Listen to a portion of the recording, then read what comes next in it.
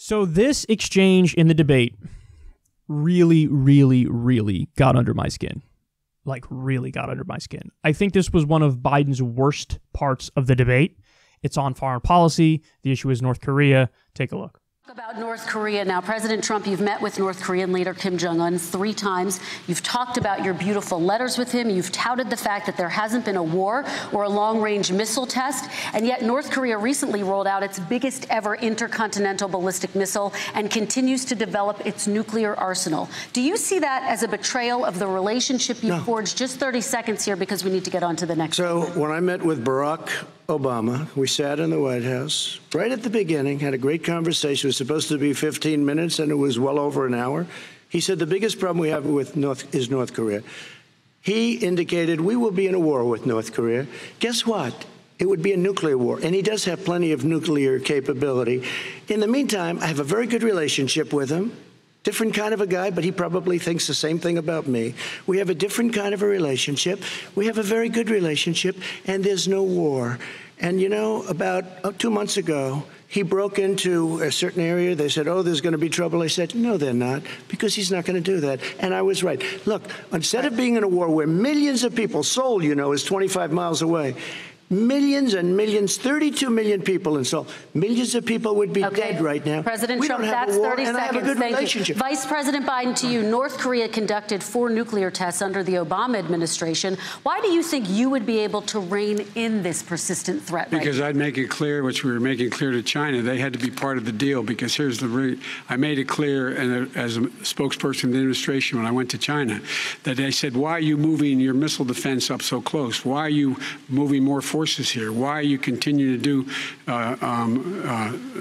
military maneuvers with South Korea? I said, because North Korea is a problem, and we're going to continue to do it so we can control them. We're going to make sure we can control them and make sure they cannot hurt us.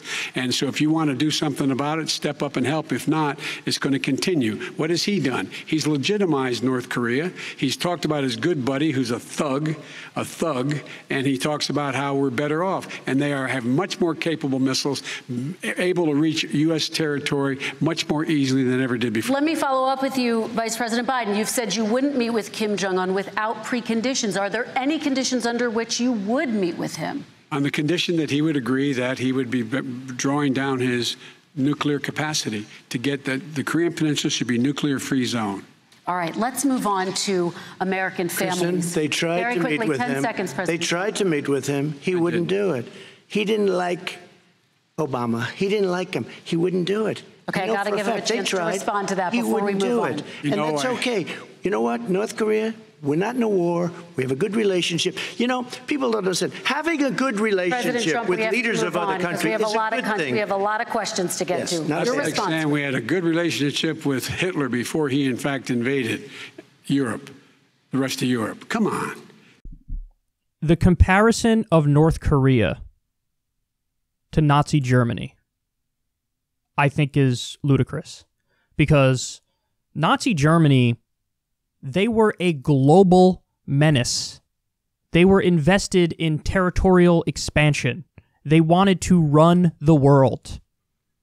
So they were coming to your doorstep. That's not hyperbolic. That's what they wanted. That's what they were doing. Toppling countries in Europe casually. Just ripping through.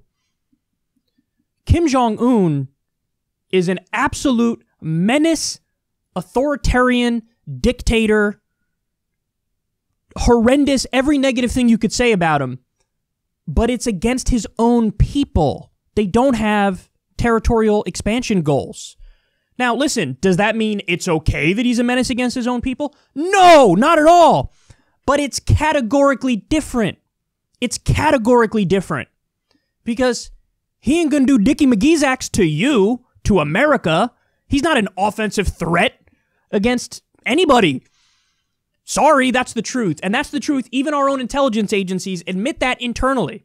Now, what should be done about how terrible he is to his own people? Because he does. He has hard labor camps. It's horrendous. It's really bad in there. What should be done is the United Nations should get involved. And we address this problem as a global community. We don't do it unilaterally. We don't say we're the big macho men policemen of the world who are going to, restore law and order everywhere, because who the hell anointed us that? And we've violated international law many times. Oftentimes, we're the problem, and we have our own nefarious motives anyway. Like, we could go around the world and jack natural resources like oil and mineral wealth. We're in no position to be the moral arbiter of the world. So this comparison is just unacceptable. And what he's doing is he's making it less likely that we open up a line of communication. And by the way, I think the best way to change culture is, yes, you form an alliance, even with horrendous people, because not everybody's Hitler. He's not Hitler. He's really bad, but he's not Hitler. And you gradually open the economy up to Western culture, to Western ideas. And over time, yes, you're going to... You know how you make people love America? The internet, TV, movies, video games, cultural. It's all cultural. Now, I get it. It's going to be hard to get the most locked down country on the planet, the Hermit Kingdom, as they call it, to go in that direction. But the way you go in that direction is decidedly not what Biden is doing here. Because what he wants is more sanctions. He wants to be more hawkish, more bellicose. That doesn't work. And it's also wrong on principle. It is. Sorry, it's wrong. So it drives me crazy that on this particular issue, Trump outlefts Biden, and Biden proudly goes to the right on this. So Trump, by the way, just so everybody understands, because this is not, like, you can give him credit narrowly on this issue, but the fact of the matter is, he contradicts himself all the time. Like he just said, having good relationships with other countries is positive. Okay, so why aren't you doing that with Iran? The thing is, Trump wants a nuclear agreement like we had with Iran. He wants that kind of an agreement with North Korea. Okay, good. I agree with that. Get the deal with North Korea. I'd take those exact same terms for North Korea. But why did you rip up the deal with Iran? Because he's an idiot and he doesn't have a coherent philosophy, and his whole, like, I really do think a lot of what Trump does is just an anti-Obama streak. Whatever Obama did, I'm going to do the opposite. So Obama got the peace deal with Iran. He wants to rip it up. Obama didn't get the peace deal with North Korea, so Trump wants to get a peace deal with North Korea. Because he's an idiot. Okay? But anyway, listen, I digress from that point. That's not the point of this segment. The point of this segment is to say, Democrats, stop going to the right of Republicans on foreign policy. On any issue. Yes, Biden is to the left of Trump on Iran, but Trump is to the left of Biden on North Korea. So, by the way, let's go through this a little more specifically. The question is framed from the right. It's a terrible question. Fear-mongering about North Korea developing weapons. Why? Why are they developing weapons? Why are they developing? Are they going to launch on Toledo any minute? No, it's for deterrence. That's the open secret that they don't allow you to say. This is viewed as too politically incorrect. You're not allowed to say this, even though it's accurate. They're building weapons for deterrence. They see what we did to Libya, for example. Gaddafi gave up his weapons, and then we toppled him anyway. So why would they give up their weapons? Of course they want more weapons, to make sure we don't overthrow their government. It's a logical deterrence, and we have to pretend in America like, no, maybe they want to attack Cleveland. Biden said, listen, under Obama, we put more missiles on their border. We put more troops on their border. We did those exercises, military exercises on their border. And basically what he's saying is, we're doing that to control them, and I would do more of that. And Trump's position is basically the opposite. Like, let's not do, that's an unnecessary escalation with them. Let's not do that, and then they'll be more likely to work with us, and they'll be more likely to open up and not be aggressive. On that, sorry, Trump is right. You can't just casually do military exercises that are aggressive on some country's border and then not expect them to respond in kind. Of course he's going to build more weapons. You're basically saying him, hey, bitch, we could topple you anytime we want. Like, that's what that is when you're doing military exercises on his border. That's a right-wing position. It's a neoconservative position. It's a hawkish position. And this is what Biden is taking. Then Biden says, oh, Trump legitimized this thug, legitimized North Korea. As Adam Johnson pointed out on Twitter, it's another nation that exists in the world. It is inherently legitimate. North Korea exists. Kim Jong-un exists. What do you mean legitimize them? they exist regardless of whether or not you want to put your head in the sand. I mean, it's so ridiculous. He's being a neocon on this, Biden is.